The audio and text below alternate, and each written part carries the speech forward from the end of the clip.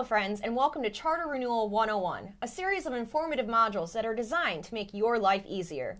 The topic of this video is charter renewal preparation. We're going to quickly review the 5 most important things unit leaders should do prior to starting this process. As Scouters, we all know the importance of being prepared, and charter renewal is no exception. If you are brand new to this, you might feel a bit intimidated, but there's a system in place to help you.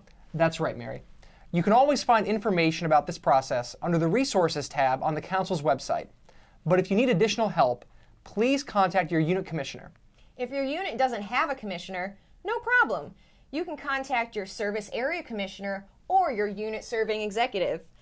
Now that you know where to go for help, let's get into the top 5 things every unit should do prior to starting their charter renewal.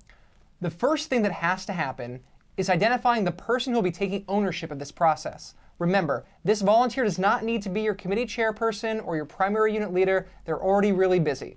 It's okay to task an up-and-coming volunteer to take the charge with Recharter. Our next tip is to do with youth protection training. This year, the BSA released an updated version of YPT. Every registered leader must complete this training to have their membership renewed. Any leader who has not taken the latest version will have to be removed from your roster during Recharter. To avoid these issues, get your leaders trained now. Number 3, make sure all youth and adult applications are submitted to the Unit Service Center. Internet Recharter will pull information directly from the BSA system, but it can't upload what isn't there. Yes, you can add new members manually, but you'll have to input their information. So save yourself the hassle and turn in those applications early and often.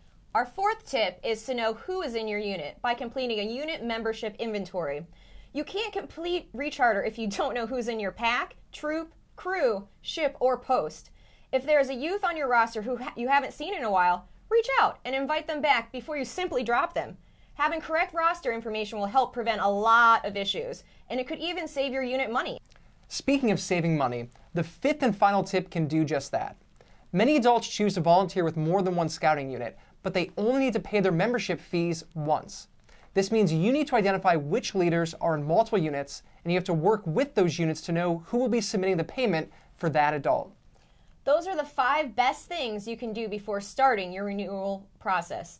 Select one person to own the process, get all adult leaders youth protection trained, turn in applications prior to starting, know who is in your unit, and determine which leaders are multiples in other units. Successfully doing these 5 things prior to starting your Recharter process will save you time and energy.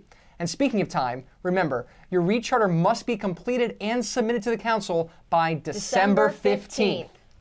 Thanks for watching, and happy Rechartering!